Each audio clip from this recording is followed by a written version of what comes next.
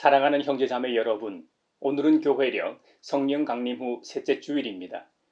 우리 주님께서 말씀하신 대로 아버지 하나님께서 보내시겠다고 하신 진리의 영, 거룩한 보혜사 성령님을 우리에게 보내셨습니다. 그 성령님께서는 우리에게 모든 것을 가르치시고 성육신하신 주님께서 말씀하신 모든 것을 생각나게 하시고 우리가 예수님을 주님으로 고백하게 감화 감동을 주셨습니다. 우리에게 참 생명과 평안 그리고 이 세상에 참 평화를 주신 주님 앞에 이제 우리의 마음과 뜻을 다하여 영과 진리로 주님의 이름을 찬양하며 예배합시다. 아멘. 모든 수고 끝나고 편히 쉬기 원할 때 하늘나라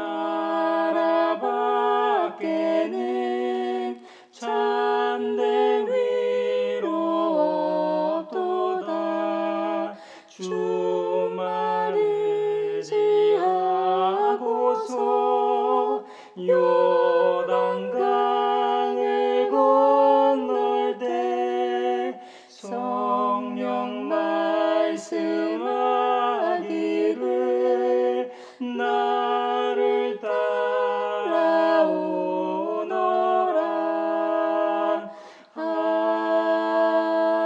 아멘. 지휘자를 따라 부르는 다윗의 노래. 우리의 임금님께서 고난 가운데서 주님께 기도하실 때 주님께서 임금님께 응답하여 주시기를 원합니다. 야곱의 하나님께서 친히 임금님을 지켜주시기를 바랍니다. 성소에서 임금님을 도우시고 시온에서 임금님을 붙들어 주시기를 원합니다. 임금님께 바치는 모든 제물을 주님께서 기억하여 주시고 임금님께서 올리는 번제를 주님께서 기쁘게 받아주시기를 바랍니다. 셀라. 임금님이 소원대로 주님께서 임금님께 모든 것을 허락하여 주시고 임금님의 계획대로 주님께서 임금님께 모든 것을 이루어 주시기를 원합니다. 우리는 임금님의 승리를 소리 높여 기뻐하고 우리 하나님의 이름으로 깃발을 높이 세워 승리를 기뻐할 수 있도록 주님께서 임금님의 모든 소원을 이루어 주시기를 원합니다. 나는 이제야 알았습니다. 주님께서는 기름을 부으신 왕에게 승리를 주시고 그 거룩한 하늘에서 왕에게 응답하여 주시고 주님의 힘찬 오른손으로 왕에게 승리를 안겨주시는 분이심을 알았습니다. 어떤 이는 전차를 사랑하고 어떤 이는 기말을 사랑하지만 우리는 주 우리 하나님의 이름만을 자랑합니다. 대적들은 엎어지고 넘어지지만 우리는 일어나서 꿋꿋이 섭니다. 주님, 우리의 왕에게 승리를 안겨주십시오. 우리가 주님을 부를 때에 응답하여 주십시오. 아멘. 영화로우신 주 성령 나의 마음 비추사 어둠 몰아내시고 밝게 하여 주소서. 전능하신 주 성령 성결하게 하시고 나의 마음을 살피사 죄를 멸해 주소서. 화평하신 주 성령 슬픈 마음에 오셔서 온갖 괴로움 없애고 기쁜 마음을 주소서. 거룩하신 주 성령 나의 마음에 계시사 만연된 일 없애고 홀로 주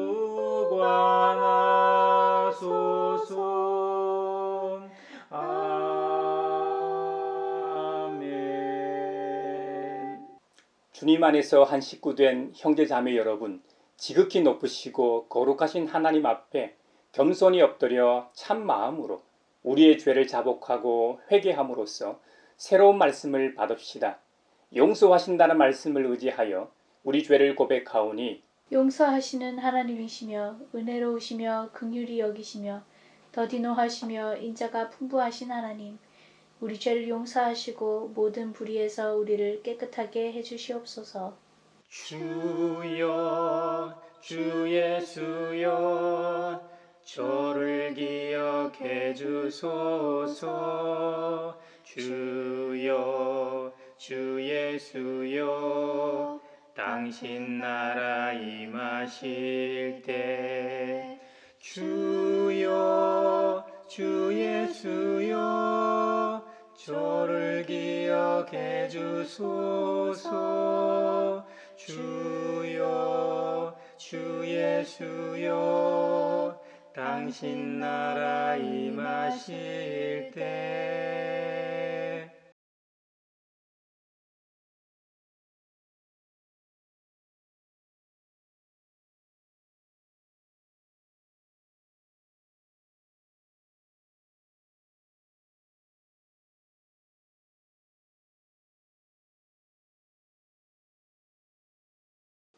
주님의 말씀이 여기 있습니다.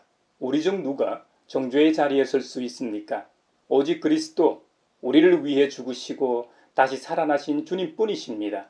그 주님께서는 나도 너를 정죄하지 아니하노니 가서 다시는 죄를 범하지 말라고 말씀하셨습니다. 주님께서 여러분의 죄를 용서하셨음을 주님의 이름으로 선언합니다. 아멘. 찬미하여라 오 나의 영혼아.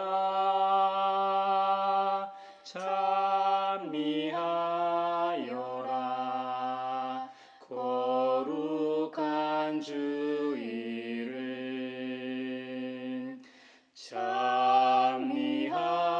찬미하여라 오 나의 영혼아.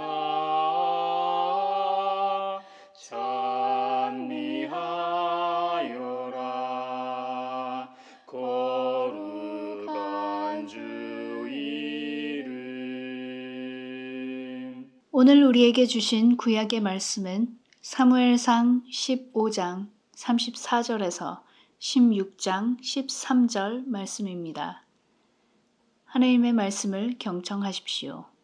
그런 다음에 사무엘은 라마로 돌아갔고 사울은 사울 기브아에 있는 자기 집으로 올라갔다.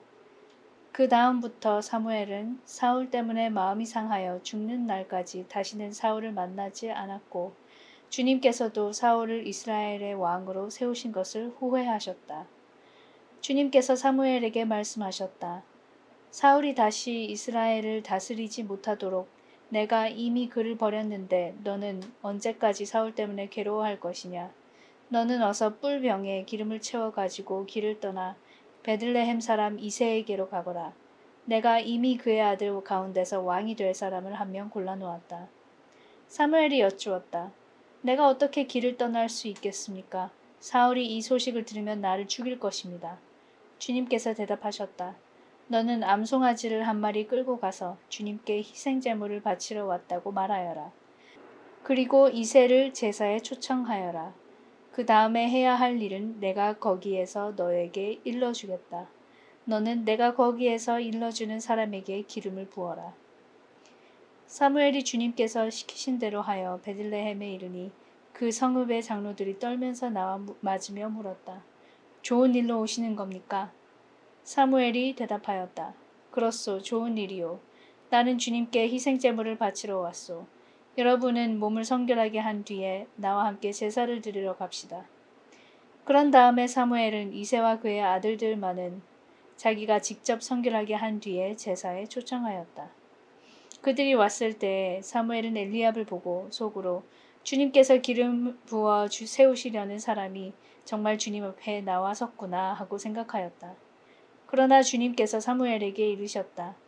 너는 그의 준수한 겉모습과 큰 키만을 보아서는 안 된다. 그는 내가 세운 사람이 아니다. 나는 사람이 판단하는 것처럼 그렇게 판단하지 않는다.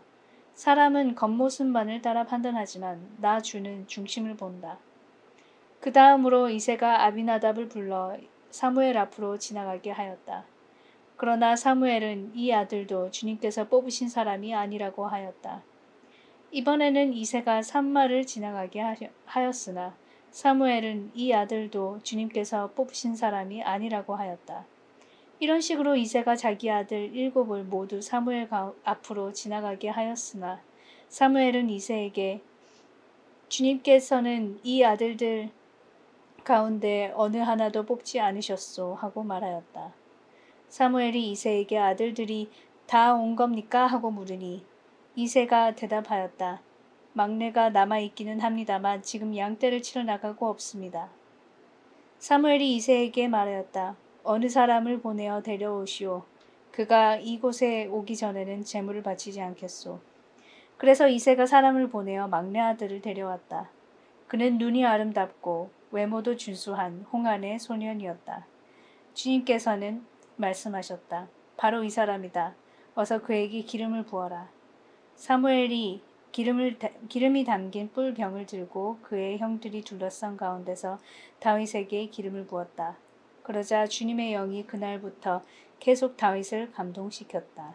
사무엘은 거기에서 떠나 라마로 돌아갔다. 주님 주시는 참된 평화가 내 맘속에 넘치네.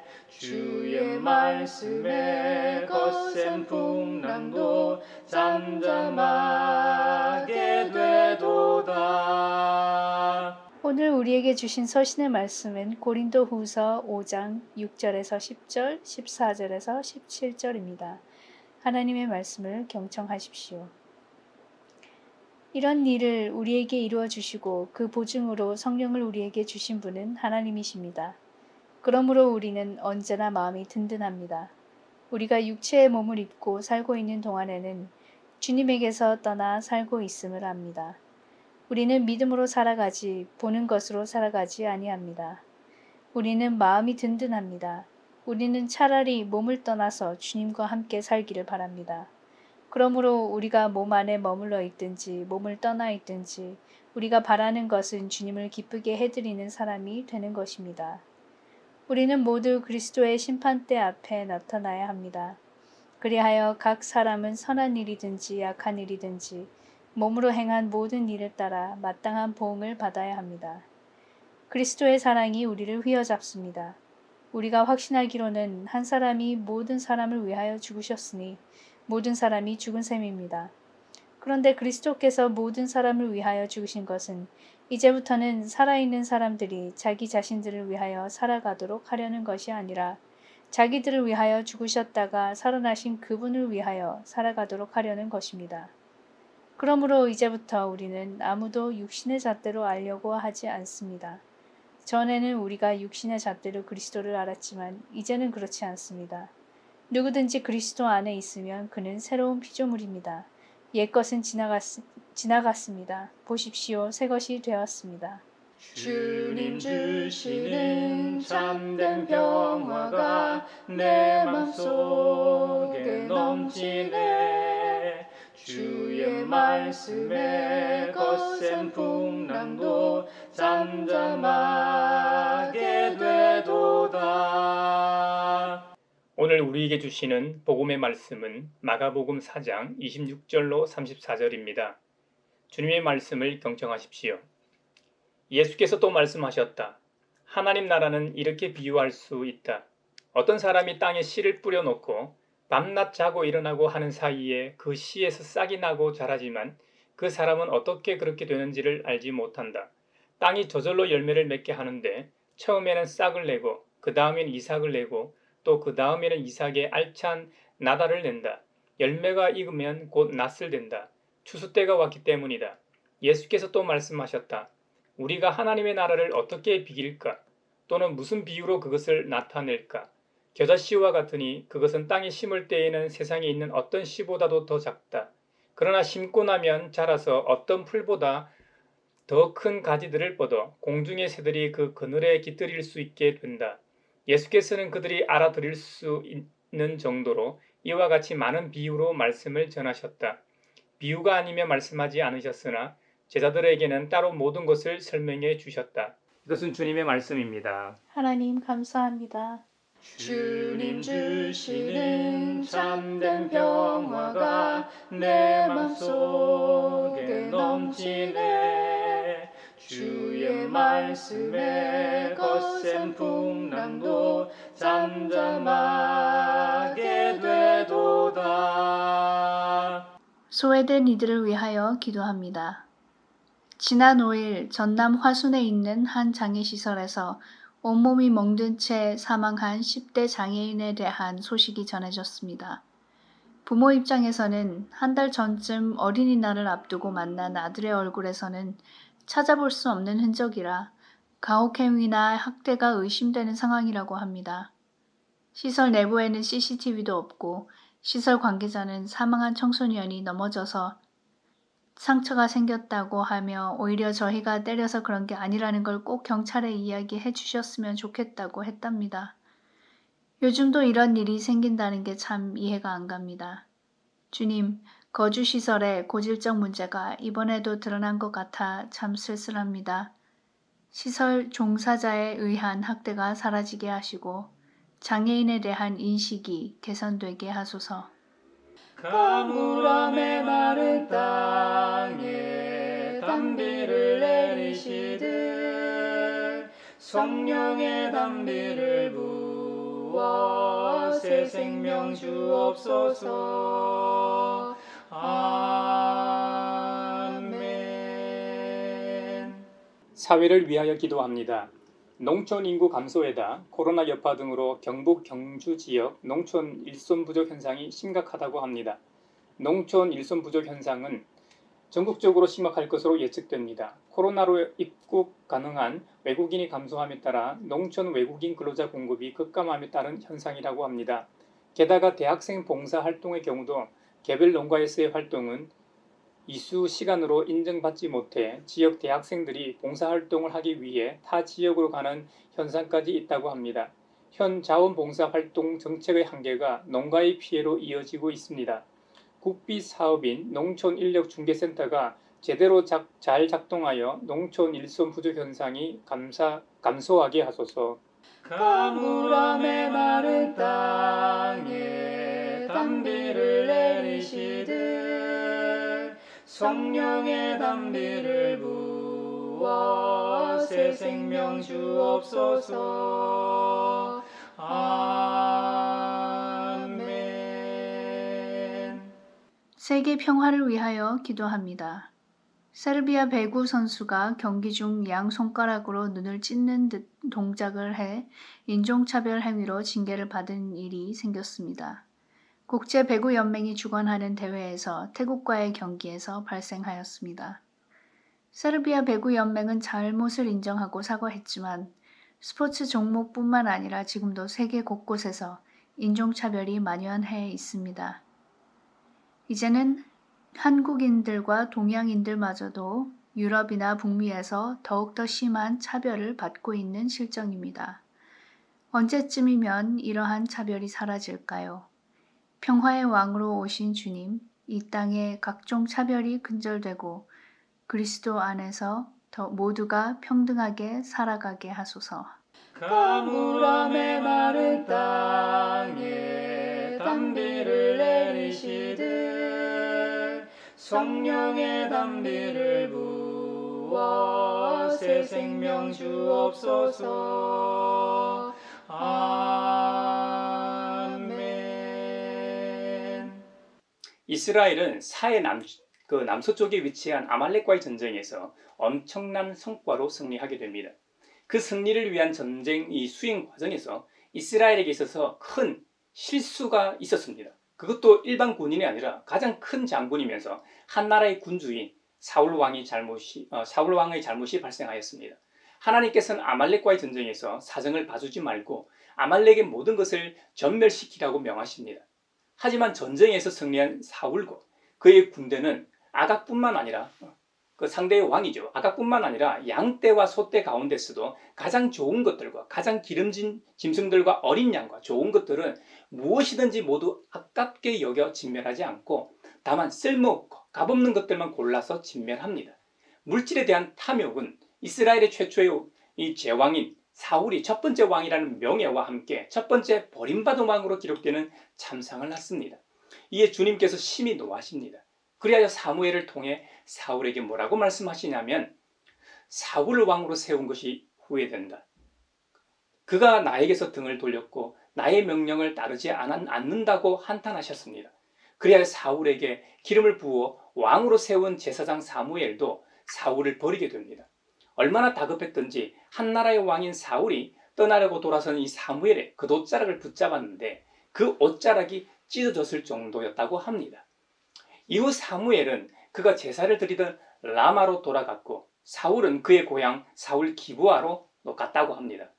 그 다음부터 사무엘은 사울 때문에 마음이 상하여 죽는 날까지 다시는 사울을 만나지 않았다고 합니다. 그럴 수밖에 없는 게 창조주 하나님께서 사울을 이미 버리셨고 사무엘도 자신이 세운 인사에 대하여 몹시 실망했기 때문이죠. 그래서 인간적으로 자신의 인사 실패에 대한 이 자책 때문이었을까요? 사무엘은 사울에 대한 미련을 가지고 있었던 모양입니다. 성경에 보면 주님께서 사무엘에게 이르시기를 너는 언제까지 사울 때문에 괴로워할 것이냐? 너는 어서 뿔병에 기름을 채워가지고 길을 떠나 베들레헴 사람 이새에게로 가거라. 내가 이미 그의 아들 가운데서 왕이 될 사람을 한 명 골라 놓았다고 말씀하셨습니다. 여러분, 사울의 불순종과 버림받음으로 인해 이스라엘에서 가장 위대한 왕인 다윗이 등장하게 되는데요. 하나님께서 이스라엘의 제2대 왕을 임명하시는 방식은 좀 특별한 방식이었습니다. 우리가 매주 드리는 예배였습니다. 그 당시 정황상 이 사울 입장에서는 하나님께로부터 버림받았다는 분노가 있었겠죠. 반면 사무엘의 입장에서는 다른 사람을 왕으로 세우기 위해 기름을 바른다면 사울이 가만히 있을까? 나를 죽이진 않을까 하는 염려가 있었을 겁니다. 그래서 주님께서는 사무엘에게 명분과 정당성을 주기 위해서 제사를 통해 제2대 왕을 선출하십니다. 또 한편으로는 하나님 입장에서는 하나님 나라를 위한 일을 하고 계셨다는 겁니다. 모든 것이 잘못되어 정체되고 정지된 상황 같았는데 주님께서는 새로운 일을 계획하고 움직이고 계셨다는 겁니다. 저도 사역할 때 보면 수련회 등 큰 프로젝트를 진행하고 있을 때 그 다음 프로젝트를 구상할 때가 종종 있습니다. 그렇다고 현재 하고 있는 일을 대충 한다는 말이 아닙니다. 현재의 일에 집중하지만 그 다음 단계 일을 나도 모르게 하고 있을 때가 있다는 것이죠. 그리고 시간이 흐른 후 그 구상했던 일이 진행되고 있음을 볼 때가 왕왕 있었습니다. 사실 그것과는 비견할 수 없지만 주님께서는 항상 새로운 일을 행하시는 분이시라는 점을 우리가 기억해야 하겠습니다. 그러므로 우리는 늘 주님께 아뢰고 묻고 해야 하겠습니다. 그래야 신앙적으로 실수를 줄일 수 있을 테니까 말입니다. 사무엘이 베들레헴에 이르렀을 때입니다. 베들레헴 성읍의 장로들이 사무엘을 맞으러 왔는데 두려워 떨었다고 합니다. 그 이유는 하나님의 제사장이 혹시나 자신들을 책망하지 않을까 하는 두려움이었을 것입니다. 또 한편으로는 사무엘과 함께 하시는 하나님의 거룩한 임재 때문에 두려워했을 수도 있습니다. 어쩌면 사무엘이 옴으로써 사울의 진노를 사 사무엘과 같은 죽음에 대한 공포가 이유였을지도 모르겠습니다. 그래서 베들레헴 장로들은 좋은 일로 오셨는지 사무엘 제사장에게 물었던 것입니다. 사무엘은 좋은 일로 왔다고 말하였습니다. 그리고 주님께 희생 제물을 바치러 왔으니 모두 몸을 성결하게 한 뒤에 제사에 참여하라고 명하였습니다. 그리하여 모든 베들레헴 사람들이 몸을 성결하게 하고 제사에 참석하였습니다. 하지만 이새와 그의 가족은 사무엘이 직접 성결하게 한 뒤에 제사에 초청하였습니다. 그 제사에 참석한 장로들도 심지어 이새도 알 수 없는 면접이 시작되었습니다. 이것이야말로 요즘 대세인 블라인드 면접의 원형일 겁니다. 이새의 첫 번째 아들 엘리압이 하나님께 제사를 드리기 위해 나아옵니다. 첫 아들 엘리압은 키도 훤칠하게 크고 정말 잘생겼던 모양입니다. 첫눈에 반할 정도로 멋졌나 봅니다. 그러자 사무엘은 자기 마음속으로 주님께서 기름 부어 세우시려는 사람이 정말 주님 앞에 나왔었구나 하고 생각합니다. 하지만 주님께서는 야, 너는 그의 준수한 겉모습과 큰 키만을 보아서는 안 된다. 그는 내가 세운 사람이 아니다. 그러시면서 그 유명한 구절이 나옵니다. 나는 사람이 판단하는 것처럼 그렇게 판단하지는 않는다. 사람은 겉모습만을 따라 판단하지만 나 주는 중심을 본다. 첫 아들 엘리압에 이어 둘째 아들 아비나답, 셋째 아들 삼마 등 이 7 아들이 차례대로 사무엘 앞으로 지나가지만 주님께서는 아니라고 말씀하십니다. 그 자리에 있던 이새의 마지막 아들까지 다 지나갔는데 주님께서는 아니라고 하십니다. 이게 어찌 된 일일까요? 주님께서는 분명 이새의 아들 가운데서 왕이 될 사람을 한 명 골라 놓았다고 하셨는데 왜 없는 걸까요? 나를 시험하기 위해서 주님께서 장난치시나? 그래서 한참을 있다가 사무엘이 이새에게 묻습니다. 당신의 아들들이 다 온 겁니까? 하고 물으니 이새가 대답하길 아닙니다. 아직 막내가 남아 있기는 합니다만 지금 양떼를 치러 나가고 없습니다. 사무엘이 이새에게 명합니다. 어서 사람을 보내어 데려오시오. 그가 이곳에 오기 전에는 제물을 바치지 않을 것이요. 그래서 이새가 급히 사람을 보내어 막내 8번째 아들을 데려왔습니다. 그는 눈이 아름답고 외모도 준수한 홍안의 소년이었다고 합니다. 주님께서 바로 이 사람이다. 어서 그에게 기름을 부어라 하고 명하십니다. 사무엘은 기름이 담긴 이 뿔병을 들고 다윗에게 기름을 붓습니다. 그러자 놀라운 일이 일어납니다. 주님의 거룩한 영이 그날부터 계속해서 다윗을 감동시켰다고 합니다. 이스라엘에 있어 완전수는 7입니다. 그런데 7째 아들이 아니라 8번째 아들이라 이것은 완전 숫자 밖에 있는 한 사람이라는 의미입니다. 가장 어리고 아무런 내세울 것도 없고 떳떳하게 주장할 것도 없었다는 말입니다. 이새는 첫째부터 7째까지는 뭔가 내세울만 했지만 아비로서 다윗은 너무 어리고 별로라고 생각했기 때문에 그 중요한 제사에 열어시켰던 것이죠. 하지만 8번째 아들이라는 것은 마치 이방인을 연상시킵니다. 사람들이 대수롭게 여기지 않는 것들 말입니다. 하나님의 구원 사역은 이스라엘만을 위한 것이 아니었습니다. 세상 모든 민족이 구원을 받는 구속사입니다. 참으로 흥미로운 점은 이새의 8번째 아들인 이 어린 아이를 기다린 사람들의 면면입니다. 먼저 다윗의 피부치인 아버지 이새 그리고 7명의 형들이 기다리고 있었습니다. 이들은 모두 다윗보다 더 유력한 사람들이었습니다. 이새는 다윗은 불러 받지 않는데 다른 아들들에 비하면 보잘것없는데 이렇게 했을 겁니다. 또 베들레헴의 장로들이 기다리고 있었습니다. 그들은 이새도 잘 알고 첫째 엘리압이나 아비나답, 삼마는 꽤나 유명해 잘 알았지만 막내 아들은 이름도 몰랐을 수도 있습니다. 그 도시의 원로들이 기다리고 있었습니다. 그리고 직접적으로 기름을 부을 제사장이요 마지막 사사였던 위대한 사무엘이 기다리고 있었습니다. 아마도 이새와 그의 아들들은 이 큰 어른이 오셨는데 몸둘 바를 모르고 있었을 겁니다. 근데 무엇보다도 창조주 하나님께서 기다리고 계셨습니다. 이거 엄청난 사건 아닙니까? 주님께서는 사무엘에게 외모를 보지 말라고 이미 신신당부하셨습니다. 다윗의 얼굴은 요즘 아이돌 같았다고 합니다. 하지만 나이가 어린 탓에 키가 작았던 모양입니다. 왕으로서 그의 신체적인 외형은 선택에 적합하지 않았던 것이죠. 여기서 우리가 배울 점이 있습니다. 하나님의 일은 인간의 기준이 아니라는 겁니다. 우리의 합리적인 이성과 사고로는 도저히 자격이 없어 보이지만 하나님께는 쓸모 있을 수도 있다는 것이죠. 우리가 신앙생활을 할 때 교회에서 사역을 하고 아이들을 가르칠 때도 외모로 판단하면 안 됩니다. 새로운 신자가 왔는데 겉모습은 좀 남노하지만 앞으로 주님께서 어떻게 쓰실 인물인지 어찌 알겠습니까? 그를 문전박대했다가 마치 주님을 박대한 것처럼 여기실지도 모르는 일 아닙니까? 교회가 지역사회를 위해 사역할 때도 마찬가지입니다. 교회는 세상과는 달라야 한다는 것을 교훈하는 것입니다. 그래야 세상이 교회는 다르구나. 역시 교회는 자기들이 말하는 것처럼 그리스도의 몸이 맞아 하지 않겠습니까? 하나님 나라의 작은 모형으로서의 교회에 대하여 교훈하는 말씀이 마가복음 4장에 또 나옵니다. 복음서의 기록을 보면 예수님께서는 말씀하실 때 주로 2000년 전 그 당시의 자연 환경과 상황을 종종 비유로 말씀하셨습니다. 한편으로는 일상생활과 관련된 비유라 쉽게 이해할 수 있었지만 또 한편으로는 사람들이 어떤 말씀은 이해하기 어렵기도 했습니다. 그 비유가 믿음을 요구하는 것이었기 때문일 겁니다. 한 번은 예수님께서 하나님 나라를 스스로 자라는 씨와 겨자씨로 비유하신 적이 있습니다. 예수님의 말씀을 들어보십시오. 마가복음 4장 26절에서 29절입니다. 하나님 나라는 이렇게 비유할 수 있다. 어떤 사람이 땅에 씨를 뿌려 놓고 밤낮 자고 일어나고 하는 사이에 그 씨에서 싹이 나고 자라지만 그 사람은 어떻게 그렇게 되는지를 알지 못한다.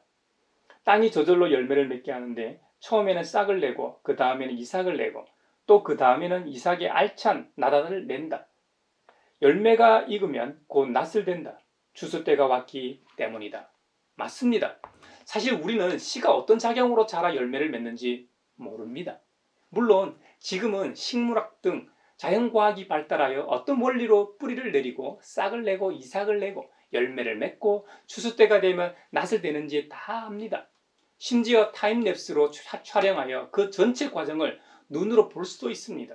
하지만 그것도 과정과 결과는 아닙니다. 도대체 어떤 설계에 의해서 벽씨가 이런 과정을 통해 곡식을 맺는지는 모릅니다. 이것은 창조주 하나님께서 이런 자연과학적 원리로 열매를 맺도록 설계하셨기 때문입니다. 그래서 우리는 자연과학의 눈으로 그 위대한 창조 설계를 어렴풋이 들여다볼 뿐입니다. 과학의 눈이 아니라면 우리는 씨앗이 은밀하게 자라고 있음을 모릅니다. 땅 속에서 눈에 띄지 않게 자기 할 일을 해서 마침내 줄기를 내고 이삭을 틔우고 그 안에서 곡식이 여물게 됩니다. 무르익으면 추수 때에 거두게 되죠. 이것이 하나님의 창조 세계가 일하는 방식입니다. 밤과 낮, 파종과 추수, 하루와 1년이 하나님이 약속하신 안정적 질서 가운데 순환이라 하겠습니다. 낫을 되는 것은 주님께서 말씀하셨던 것처럼 알곡과 가라지를 가리킬 겁니다. 주님의 날, 그 날이 오면 주님을 위해 고난을 받은 백성을 회복시키시고 그들을 조롱했던 사람들은 심판의 추수를 받게 될 것입니다. 보통 그리스도인들을 가리켜 이 땅에 사는 하늘 시민이라고 표현합니다. 그 말은 우리의 육신은 이 땅에 속해 있지만 우리의 영은 이미 하늘에 속하여 있기 때문일 겁니다. 죽음을 앞두고 있는 사람들을 보면 죽음에 대한 공포에 떠는 이들이 있는가 하면 좀 더 어엿한 이들이 있습니다. 이 세상의 삶이 끝남으로 모든 것이 끝난다고 생각하는 사람들은 인생이라는 것이 정말 허무할 겁니다. 반면 이 생에서의 삶이 끝나고 저 세상에서의 삶이 있다고 믿는 사람들에게는 허무하지 않습니다. 이 세상에서의 삶이라고 하는 것이 저 세상을 위한 준비라고 생각하기 때문이지요. 그리스 고린도에 가면 재판석을 볼 수 있습니다. 바울의 시대에 로마 총독이 앉아서 법을 집행하던 곳입니다. 재판을 심리하던 곳이죠. 재판석은 헬라어로 베마라고 불렀습니다. 고린도는 바울의 2, 3차 전도 여행의 중심지였던 곳이기도 합니다. 그 당시 갈리오 총독이라는 사람이 이곳을 통치하고 있었는데요. 이 갈리오는 네로의 스승으로도 유명한 세네카의 형제였습니다. 현대 사회에서도 어떤 경우 법은 밀폐된 내부에서 시행되기도 합니다. 사람들은 TV나 매스컴을 통해 가공의 재판을 보기도 합니다. 며칠 전에는 한 판사가 제멋대로 판결하기도 해 온 국민의 혈압을 상승시키기도 했습니다. 심지어 재판 기일이나 시간도 제멋대로 조정해 판결했다고 하지요. 하지만 고대 도시에서는 상황이 달랐습니다. 재판은 공개적이었습니다. 모든 사람이 진행 상황을 볼 수 있었죠. 사도 바울이 고린도 후서에서 묘사하는 장면은 모든 사람이 인류의 메시아 되신 그리스도의 베마, 즉 그리스도의 재판석 앞에 나타나는 것을 의미합니다. 비유를 들자면 도시 중심부의 진입로로 불려나와 그리스도 앞에 서서 선한 일이든 악한 일이든 자기 몸으로 행했던 일들에 대해 보답을 받을 거라는 겁니다. 이것은 최후의 심판에 대한 장면을 연상시킵니다. 우리 각자는 이 주님의 심판대 앞에서 스스로 해명해야 할 때가 있을 거라는 말입니다. 사도 바울이 경고한 주님의 심판대는 주님께서 말씀하신 스스로 자라는 씨와 같은 결을 같이 한다고 하겠습니다. 주님의 심판대도 우리의 눈에 보이지 않습니다. 씨가 어떻게 자라는지도 우리의 눈으로 볼 수 없지요. 하지만 때가 되면 씨는 어느덧 열매를 맺어 있습니다. 우리의 인생도 어느 순간 죽음을 맞이하고 주님의 심판대 앞에 서 있게 됨을 기억합시다. 또 주님께서는 하나님의 나라를 어떻게 비길까? 또는 무슨 비유로 그것을 나타낼까 고민하시다 겨자씨 비유를 드십니다. 마가복음 4장 31, 32절입니다. 겨자씨와 같으니 그것은 땅에 심을 때에는 세상에 있는 어떤 씨보다도 더 작다. 그러나 심고 나면 자라서 어떤 풀보다 더 큰 가지들을 뻗어 공중의 새들이 그 그늘에 깃들일 수 있게 된다고 말씀하셨습니다.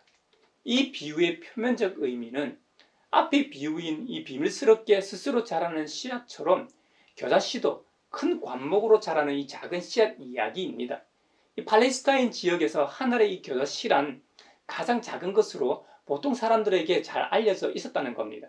겨자씨만한 이 믿음이란 말은 가장 작은 신앙을 뜻하겠죠. 하지만 팔레스타인 지역에서 겨자씨는 나중에 자라면 나무처럼 자랍니다. 새들은 새까만 이 겨자씨를 좋아한다고 합니다. 그래서 새떼가 겨자나무에 모여드는 것은 일반적인 풍경이었던 것이죠. 이 비유를 교회로 적용한다면 이 세상의 어떤 교회도 처음에는 겨자씨와 같이 적은 인원으로 시작합니다. 그 교회를 개척한 목회자 혼자 내지 그의 가족으로 시작합니다. 마치 주님께서 말씀하셨던 것처럼 두세 사람이 내 이름으로 모여 있는 자리, 거기에 내가 그들 가운데 있다는 말입니다. 아니면 소수의 개척 멤버로 시작합니다. 요즘은 자립할 수 있는 수백 명의 수로 분립 개척을 하기도 합니다만 극소수의 인원으로 시작하여 한 영혼 늘어 미조직교회에서 조직교회로 성장해 갑니다. 이런 점에서 교회는 겨자씨와 비슷하다 하겠습니다. 주님의 비유에서는 겨자씨가 풀보다 큰 나무로 자라 이 공중의 새들이 쉬어가고 머물 수 있는 공간이 된다고 하셨습니다. 이와 같이 교회는 그런 공간이 되어야 한다는 겁니다. 무거운 짐을 지고 살아가는 누구나 올 수 있는 공간이어야 한다는 의미일 겁니다. 지나가는 나그네나 그 교회가 위치한 이웃 주민이나 그 교회의 소문을 듣고 찾아온 사람이든지 말입니다. 그러려면 먼저 교회가 이사야의 말씀을 인용하신 주님의 말씀처럼 만민이 기도하는 집이 되어야 합니다. 누구나 살아가다 보면 기도하고 싶을 때가 있습니다. 외롭다고 느낄 때도 있고요. 가까운 사람에게조차도 말할 수 없을 때가 있지 않습니까? 그럴 때 사람은 외롭게 느낍니다. 외롭다고 느끼죠. 누군가에게 이 힘듦을 털어놓아야 그나마 숨을 쉴 수 있습니다. 그래야 살아갈 수 있기 때문이죠. 그런 의미에서 교회는 겨자씨와 같다 하겠습니다. 또 교회는 세상 사람들의 희망이 되어야 합니다. 우리 주님은 이 땅에 오셔서 항상 힘없고 연약한 자들과 이 약자들과 함께 하셨습니다. 힘 있는 기득권층은 주님이 아니더라도 자기네들끼리 만들어 놓은 안전장치가 있습니다. 물론 그들에게도 주님은 꼭 필요합니다. 하지만 사회적 약자들은 무방비 상태로 노출되어 있어 주님의 관심과 돌보심이 아니면 살아가기 어렵습니다. 그래서 사람들은 예수님을 가리켜 세리와 죄인들의 친구라고 놀렸던 것입니다. 여러분, 지금 교회는 세상으로부터 이런 소리를 듣고 있습니까? 아니면 예수님께서 책망하셨던 2000년 전 종교 지도자들의 모습을 하고 있진 않는지 돌아봐야 하겠습니다. 교회 공동체도 오늘 비유로 말씀하신 스스로 자라는 씨나 겨자씨처럼 되어야 합니다만 걸어 다니는 교회인 저와 여러분이 그리스도인답게 살아야 한다는 사실입니다. 우리 주님께서 진정으로 원하시는 것이 세상 속에서 다양한 직업과 공간에서 살아가고 있는 그리스도인들 개개인이 하나의 미랄처럼 살기를 원하십니다. 우리 스스로는 주님의 말씀처럼 살기 어려울 겁니다. 아니, 불가능합니다. 그래서 우리에게 아버지께서 약속하신 보혜사 성령님을 보내셔서 도우시는 겁니다. 그러므로 그리스도인인 우리는 매 순간 성령님께 도움을 구하도록 합시다. 성령님을 초대하고 모시고 그분과 함께 말하고 행동할 때 주님의 말씀이 우리의 삶 속에서 사라져 역사하게 될 것입니다.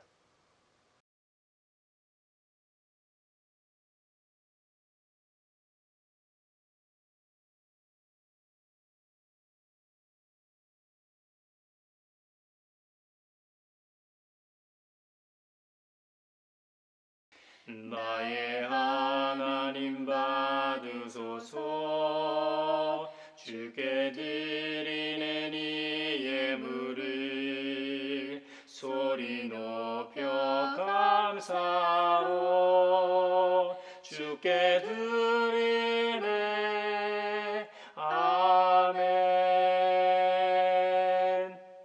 여기에 모인 우리는 우리의 믿음의 역사와 사랑의 수고와 우리 구주 예수 그리스도에 대한 소망의 인내를 여기 연보에 담아 올려드립니다. 주님께서 말씀하신 대로 인색함으로나 억지로 하지 않고 보혜사 성령님을 통해 구세주 되신 예수님을 알게 하시고 하나님 나라의 복음을 듣게 하시고 그리스도 안에서 한 형제 자매의 가족이 되게 하신 은혜에 감사하여 각각 그 마음에 정한 대로 즐거운 마음으로 바치오니 향기로운 예물이 되게 하소서. 은혜의 주님, 우리의 정성을 어여삐 여기시어 주님께서 베푸신 은혜에 비하면 보잘것없지만 말씀하신 대로 미리 구별하여 드려오니 기쁘게 받으시옵소서. 우리의 가진 것이 비록 적어도 바치는 기쁨은 더 커지고 버는 것이 적어도 나누는 즐거움은 더욱 넘쳐 우리 믿음의 소문이 각처에 퍼지게 하소서. 우리 주 예수 그리스도의 이름으로 감사하며 기도하옵나이다. 아멘. 생명의 주 나를 위해 보배 피를 쏟을 때 바다 같은 주의 사랑 그의 자비 넘치네. 그 사랑 누가 잊으리, 그 찬양 누가 멈추리. 그의 사랑 그의 자비 영원히 기억되리. 평화의 인사를 나누겠습니다. 주님의 평화를 빕니다. 주님의 평화가 여러분과 함께 하시길 기원합니다. 이제 축도하겠습니다. 하나님 나라의 백성으로 부르신 아버지 하나님께서 여러분에게 복의 복을 내려주셔서 언제 어디서나 여러분을 지키시기를 원하며 주님께서 그분의 인자한 얼굴을 여러분에게 비추사 필요에 따라 물질과 건강과 은혜 베푸시기를 원하며 주님께서 여러분에게 그리고 여러분의 가정과 하는 일과 자녀들에게 함께 하시길 원하며 주님의 몸된 하나의 거룩하고 보편적인 사도적인 모든 교회와 코로나 종식을 바라는 이 나라와 세계 그리고 하나님 나라의 복음을 듣고 그리스도 안에서 한 형제 자매 된 사람들 위에 평강 주시기를 성부와 성자와 성령의 이름으로 축원하옵나이다. 아멘.